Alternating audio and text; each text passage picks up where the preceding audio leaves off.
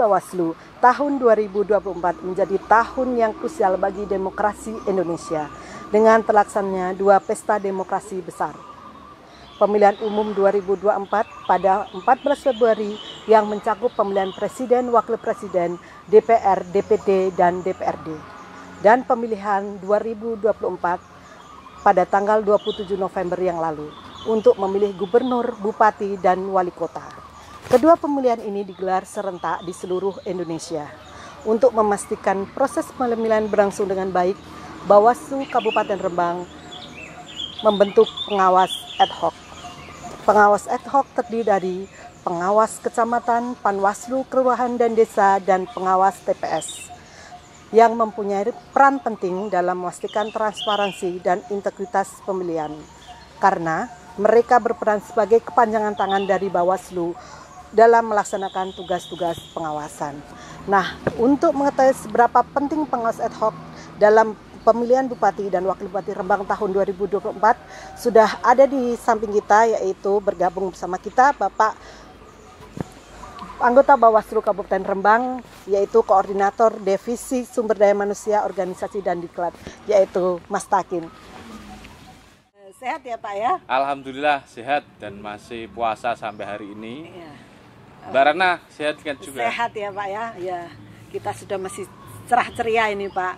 Dari untuk membahas tentang biar sahabat Bawaslu mengerti peran penting pengawas ad hoc dalam pemilihan tahun 2024 kemarin. Ya. Terima kasih Mbak Rana. Dalam tema ngabuburit kita kali ini memang kita mengangkat bagaimana peran atau pentingnya pengawas ad hoc dalam pemilihan kemarin. Jadi nanti kita akan membahas dalam diskusi yang tidak panjang nanti, tapi tentu sahabat-sahabat Bawaslu nanti akan memiliki informasi yang lengkap bagaimana pentingnya pengawas ad hoc kemarin dalam pemilihan itu. Sebenarnya Mbak Ratna, Bawaslu sendiri melalui divisi SDM organisasi itu sudah menerbitkan buku terkait dengan potret pengawas ad hoc pemilihan 2024. Buku ini secara komprehensif menceritakan bagaimana pengawas ad hoc dalam pemilihan kemarin itu sangat penting. Jadi nanti sahabat-sahabat Bawaslu dapat memiliki buku ini, membacanya untuk mengetahui lebih detail lagi. Oke, ya, itu, Pak. Mbak. Oke, siap. Ya, Pak. Oke. Ini biar sahabat Bawaslu juga mengetahui ya bagaimana itu, apa yang dimaksud dengan pengawas ad hoc dalam konteks pemilihan kepala daerah di Indonesia, Pak. Ya, jadi pengawas ad hoc itu adalah pengawas yang dibentuk oleh Bawaslu, yang dia sifatnya adalah sementara. Artinya sementara itu masa kerjanya itu terbatas. Dan dia dibentuk karena ada pemilihan itu. Kalau diregulasi Mbak, pengawas ad hoc itu paling lambat dibentuk 6 bulan sebelum pemilihan dan dibubarkan 2 bulan sebelum pemilihan. Sehingga itulah kenapa disebut pengawas ad hoc, karena mereka bersifat sementara. Oh gitu ya Pak, berarti ada masa kerjanya gitu ya. Jadi, ada ya. Jadi seberapa lama masa kerja pengawas ad hoc itu Pak? Kalau masa kerja pengawas ad hoc itu ya kira-kira paling cepat itu 8 bulan sampai 10 bulan. Itu kira-kira dalam pemilihan pengawas ad hoc masa kerjanya itu. Oh gitu ya Pak, berarti memang sudah diatur dalam undang-undang ya Pak tentang pengawas ad hoc ini, dan di mana wilayah pengawas ad hoc itu bekerja gitu untuk iya Mbak, pengawas ad hoc itu kan ada panwaslu kecamatan. Kalau panwaslu kecamatan itu wilayah kerjanya ya di kecamatan tersebut. Satu kecamatan itu 3 orang dibantu dengan sekretariat. Terus wilayah kerja untuk pengawas desa atau kelurahan itu ya satu wilayah desa atau kelurahan tersebut. Nah, dalam satu wilayah desa atau kelurahan tersebut itu hanya ada satu pengawas ad hoc. Jadi bisa dibayangkan Mbak, satu desa, satu kelurahan, bisa kecil, bisa besar, tapi pengawasnya hanya 1 orang saja. Terus yang pengawas ad hoc yang terakhir adalah pengawas TPS. Dia bekerja itu dalam satu wilayah TPS tersebut. Jadi per TPS itu ada satu pengawas TPS. Sehingga di masing-masing kecamatan, desa atau kelurahan, serta TPS itu semuanya tidak terlewatkan dalam pengawasan dari Bawaslu melalui pengawas ad hoc itu sendiri. Iya, berarti ada jenjangnya ya Pak ya, untuk di kecamatan berapa jumlahnya, untuk di desa berapa jumlahnya, untuk di TPS berapa jumlahnya, gitu ya. Terus Mengapa Bawaslu perlu untuk membentuk itu pengawas ad hoc untuk pemilihan 2024 kemarin, Pak? Jadi ada beberapa hal. Yang pertama tentu itu amanah dari regulasi atau perundang-undangan. Tetapi kalau kita melihat objek pengawasan dalam sebuah gelaran pemilihan itu kan sangat banyak, Mbak. Mulai dari peserta sendiri, masyarakat, terus apalagi tahapan dalam pemilihan itu juga sangat banyak. Mulai dari penyusunan data pemilih, kampanye dan sebagainya. Banyaknya tahapan dan banyaknya objek pengawasan itu tidak mungkin kan diawasi oleh Bawaslu sendiri. Tidak mungkin diawasi oleh Bawaslu Kabupaten Kota yang berjumlah 8 atau 5, kalau di Rembang ini 5, atau 3 kalau di kota. Kalau di provinsi itu 7, nah, itu kan tidak mungkin diawasi sendirian. Nah, harus ada pengawas ad hoc. Itu dari objek pengawasan. Belum lagi dari tahapan. Mulai tadi tahapan penyusunan data pemilih, kampanye, pungut hitung, logistik dan sebagainya. Banyaknya tahapan itu juga tidak mungkin diawasi oleh Bawaslu sendirian. Sehingga pengawas ad hoc itu sangat penting. Terus yang berikutnya, wilayah geografis. Kadang bisa jadi satu kecamatan itu sangat luas, bahkan satu desa kelurahan itu juga TPS-nya banyak. Kalau di Rembang ini ada desa Pamotan yang TPS-nya sangat banyak, itu juga tidak mungkin diawasi oleh Bawaslu sendiri. Sehingga pengawas TPS, pengawas desa, pengawas kecamatan itu diperlukan. Walaupun dia sementara sifatnya, tetapi sangat penting kegunaannya. Betul, Pak, berarti pengawas ad hoc itu memang kepanjangan tangan ya, Pak? Betul. Kepanjangan dari Bawaslu Kabupaten Rembang untuk mengawasi di desa-desa, kecamatan, kelurahan gitu. Betul, ya, Pak ya. Iya. Jadi memang mereka adalah tugasnya kepanjangan tangan untuk mengawasi jalannya pemilihan kemarin ya, Pak. Betul. Iya. Terus ada lagi, Pak, biar sahabat Bawaslu mengetahui cara kerja pengawas ad hoc dalam pemilihan 2024 itu kayak gimana sih, Pak? Jadi teman-teman pengawas ad hoc itu memang sudah diatur bagaimana tata kerja dalam pengawasan pemilihan. Jadi mereka itu yang pertama itu memetakan kerawanan. Kalau di pemilihan kemarin kita bersyukur dari Bawaslu RI, Bawaslu Provinsi itu sudah membreakdown peta kerawanan yang dibuat sebelumnya. Setelah itu kita breakdown ke teman-teman kita ke bawah untuk teman-teman ad hoc. Bagaimana mereka memetakan, artinya memetakan potensi-potensi kerawanan nanti saat pemilihan. Setelah teman-teman itu memetakan itu artinya bukan hanya mencari atau mendeteksi daerah mana saja yang rawan, Mbak, tetapi lebih kepada tahapan-tahapan mana yang paling rawan di wilayah kita. Setelah memetakan, mereka melakukan pencegahan. Berbagai hal telah dilakukan teman-teman oleh pengawas ad hoc. Pencegahannya baik koordinasi dengan tokoh masyarakat, dengan pihak desa, dengan Forkopimcam, dilakukan koordinasi. Ada juga pencegahan melalui surat imbauan. Banyak sekali, ratusan surat imbauan yang sudah diterbitkan oleh teman-teman Panwascam, baik kepada penyelenggara teknis, PPK, atau mungkin kepada peserta. Itu juga salah satu bentuk imbauan. Atau juga teman-teman ad hoc biasanya imbauan lisan sebelum acara kepada panitia. Setelah pemetaan, pencegahan, nah teman-teman ad hoc terutama Panwaslu kecamatan itu juga memiliki kewenangan untuk melakukan penanganan pelanggaran apabila terjadi pelanggaran. Memang tidak semua pelanggaran itu menjadi kewenangannya Panwaslu kecamatan. Ada yang menjadi kewenangannya Bawaslu kabupaten. Tetapi teman-teman Panwaslu kecamatan itu punya fungsi yang luar biasa dalam melakukan penanganan pelanggaran. Dan itu telah dibuktikan kemarin saat pemilihan, ada netralitas perangkat desa dan sebagainya yang ditemukan terus ditangani oleh teman-teman Panwaslu kecamatan. Selanjutnya mereka melaporkan ke Bawaslu. Sehingga kalau kita mau urutkan mulai dari pemetaan, pencegahan, penanganan pelanggaran dan nanti dilaporkan ke Bawaslu. Ada juga mereka bisa menangani proses sengketa atau sengketa proses. Kemarin juga ada, kalau di kepemilihan kemarin itu di Sedan terkait dengan sengketa alat peraga kampanye. Nah, seperti itu mekanisme kerja dari teman-teman pengawas ad hoc. begitu banyak ya Pak tugas dan fungsinya pengawas ad hoc Iya, itu Mbak. dalam Banyak dan penting, Mbak. Iya, itu. Berarti memang pengawas ad hoc itu sangat diperlukan ya Pak. Sangat ya? diperlukan. Ya, itu. Dan sudah dari penjelasan Pak Takin tadi ya, sudah banyak sekali dari tugasnya ini ke sini banyak sekali. Mungkin ada tantangan yang biasanya dihadapi oleh pengawas ad hoc selama menjalankan tugasnya, Pak. Ada beberapa memang. Kalau di catatan dan ini sudah saya tuangkan dalam buku ini ya, ada beberapa tantangan yang dihadapi oleh teman-teman ad hoc dalam pemilihan kemarin itu. Di antaranya memang keterbatasan jumlah personal. Tadi yang di awal saya sampaikan, satu desa hanya 1 orang, satu TPS hanya 1 orang, satu kecamatan hanya 3 orang. Itu menjadi tantangan tersendiri buat teman-teman ad hoc untuk menjalankan tugasnya. Terus luas wilayah. Berikutnya adalah pemahaman masyarakat tentang peran pengawasan oleh masyarakat. Sebenarnya masyarakat itu kan punya hak dan kewajiban, selain untuk menggunakan hak pilih, juga untuk melakukan pengawasan secara partisipatif.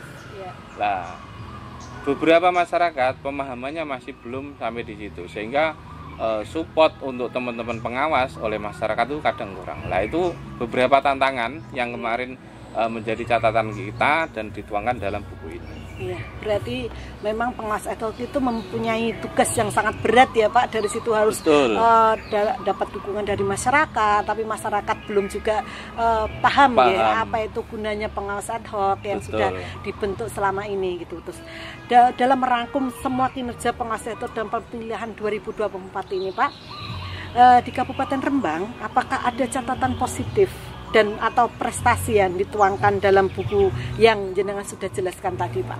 Ya, di dalam buku ini setidaknya ada 3 catatan positif atau prestasi, dan itu adalah catatan empiris Mbak. Catatan yang memang terjadi di lapangan dan patut kita syukuri. Setidaknya ada 3 catatan. Yang pertama adalah terkait dengan pemahaman regulasi teman-teman pengawas ad hoc. Cukup baik kemarin kita akui teman-teman pengawas ad hoc itu mulai Panwasam, Panwas Desa dan pengawas TPS cukup baik pemahamannya dalam regulasi pemilihan, sehingga dalam menghadapi dinamika pengawasan itu teman-teman cukup mumpuni, sehingga ketika ada permasalahan apa, aturannya bagaimana sudah tahu. Misalnya contoh dalam ada kesalahpahaman rekapitulasi saat disarang. Nah, itu teman-teman Panwas kecamatan itu juga bisa memberikan pengarahan kepada peserta maupun penyelenggara teknis bagaimana aturannya sehingga menyelesaikan masalah. Itu yang pertama, pemahaman regulasi. Yang berikutnya adalah kesiapan waktu dan gercep Mbak, gerak cepat. Jadi kita akui Mbak, pengawas ad hoc untuk pemilihan kali ini itu tak kenal waktu dan semangat ya Pak ya. Semangat sekali.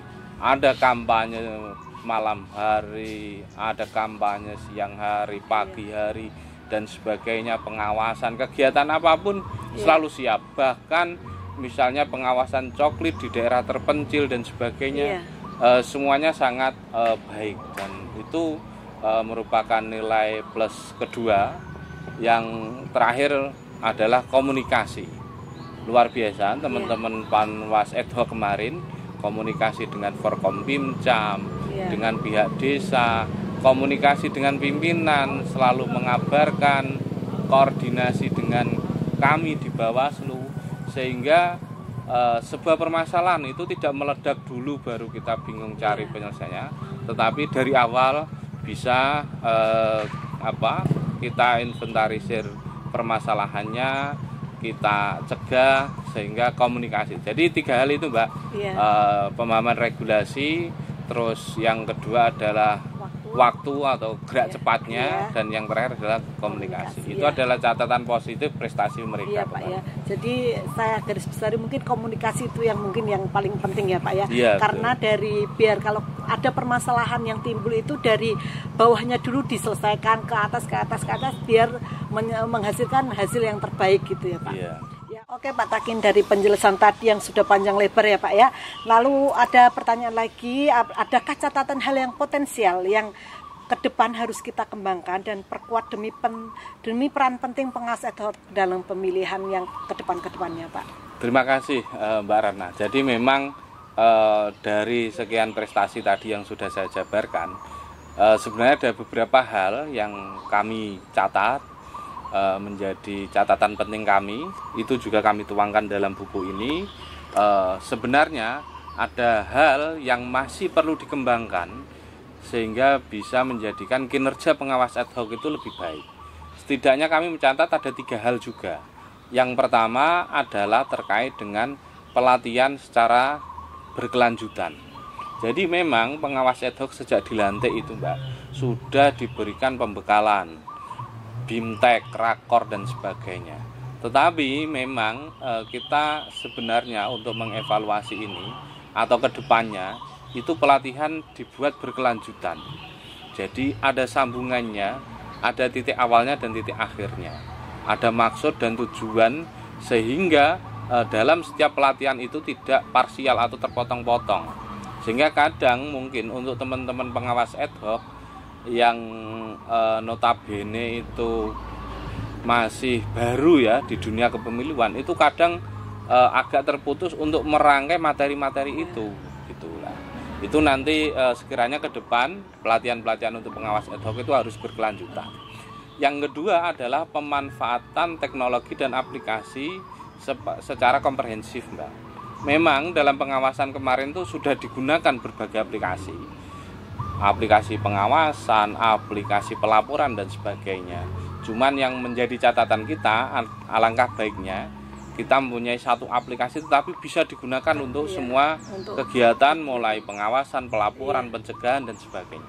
Sehingga aplikasi itu akan komprehensif. Dan satu lagi Mbak, karena wilayah kita itu kadang sinyalnya juga kurang bagus, alangkah baiknya aplikasi itu dirancang bisa offline dulu.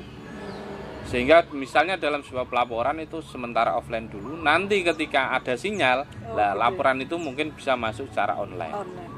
Gitu. Itu artinya yang saya maksud laporan secara komprehensif. Dan yang ketiga adalah kerja-kerja atau kegiatan Panwascam yang bisa menghasilkan pengawas partisipatif. Karena memang kita akui dari awal pembicaraan kita tadi bahwa pengawas partisipatif yang lahir dari masyarakat itu sangat penting. Nah, ketika pengawas ad hoc ini diberikan kegiatan dan diberikan ruang yang lebih banyak untuk membangkitkan pengawas partisipatif dari masyarakat, itu sudah alangkah baiknya. Memang selama ini sudah ada pengawas partisipatif yang dibentuk oleh Bawaslu, misalnya dari Saka Pramuka itu, terus Gustu School dari teman-teman sekolahan, Gustu Kampus dari teman-teman mahasiswa. Tetapi itu kalau kegiatan dan kewenangan itu lebih diberikan kepada pengawas ad hoc, tentu akan lebih mengena ke masyarakat dan lebih banyak partisipasi dari kelompok masyarakat. Karena pengawas ad hoc memang kan pada dasarnya dari masyarakat ya Pak. Betul, sejatinya pengawas itu adalah masyarakat. Iya, kayak gitu. Jadinya akan lebih efektif gitu Pak ya. Betul Pak. Dan menghasilkan hal-hal yang baik, karena memang kalau menurut saya pengawas ad hoc juga itu dia bersentuhan langsung dengan masyarakat gitu Pak. Betul. Ya, untuk pertanyaan terakhir Pak Takin ya, karena Bawaslu telah menerbitkan buku yang Bapak tulis ini buku yang ini yang di dalamnya menguraikan dengan lengkap terkait pengawas ad hoc pemilihan 2024. Nah, bagaimana nih sahabat Bawaslu untuk bisa mendapatkan gitu Pak, bisa lebih mengerti apa itu pengawas ad hoc gitu. Bagaimana caranya itu Pak? Jadi Mbak Rana, buku ini itu merupakan buku kedua kalau bagi divisi SDM Bawaslu Kabupaten Rembang.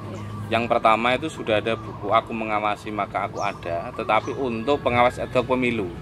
Dan ini adalah yang kedua, Aku Mengawasi Maka Aku Ada, ini untuk pemilihan. Di sini diceritakan mulai proses pembentukan Panwas ad hoc, mulai Panwaslu kecamatan yang ada 2 kategori pembentukan existing dan baru, berapa anggarannya, bagaimana kinerjanya, sampai pengawas desa dan pengawas TPS. Di sini ada semua nama-nama pengawas TPS Kabupaten Rembang kemarin juga ada, alamatnya di mana, bertugas di TPS mana, ada semuanya. Lah teman atau sahabat-sahabat Bawaslu kalau mau memiliki buku ini, memang buku ini yang kedua ini dicetak terbatas, tidak lebih dari 50 eksemplar buku. sehingga bagi teman-teman bisa mengajukan ke Bawaslu atau nanti juga akan ada di berbagai perpustakaan di Kabupaten Rembang, termasuk juga bisa mengunduh di perpustakaan digitalnya Bawaslu. Kalau buku pertama sudah ada, sudah bisa diunduh, sudah bisa dilihat di perpustakaan Bawaslu RI. Yang buku ini nanti segera, karena nanti ini launchingnya di akhir Maret, sekaligus di akhir Ramadan lah. Gitu ya, sebelum Hari Raya Idul Fitri, buku ini nanti akan launching, sehingga nanti bisa diunduh. E-booknya juga sedang proses, karena baru selesai cetak, nanti e-booknya ada dan bisa diunduh di perpustakaan digital Bawaslu RI. Itu jadi Mbak Rana. sahabat Bawaslu bisa dengan mudah ya Pak ya, untuk mendapatkan atau mengetahui lah isi apa yang buku Aku Mengawasi Maka Aku Ada ini dari Bawaslu Kabupaten Rembang ya. Sahabat Bawaslu, tadi kita sudah banyak bincang-bincang dengan anggota Bawaslu Kabupaten Rembang, yaitu Bapak Takin atau Mas Takin yang lebih dikenal dengan Mas Takin ya, yang juga sebagai koordinator divisi sumber daya manusia, organisasi dan diklat, yang sudah menjelaskan panjang lebar tentang apa itu pengawas ad hoc dalam pemilihan Bupati dan Wakil Bupati Rembang tahun 2024. Jadi sahabat Bawaslu, kita sudah mengetahui semua apa itu pengawas ad hoc dan kita bisa mengetahui manfaatnya pengawas ad hoc. Sahabat Bawaslu, sampai jumpa di ngabuburit berikutnya. Tetap semangat, tetap bahagia. Bersama rakyat, awasi pemilu. Bersama Bawaslu, tegakkan keadilan pemilu.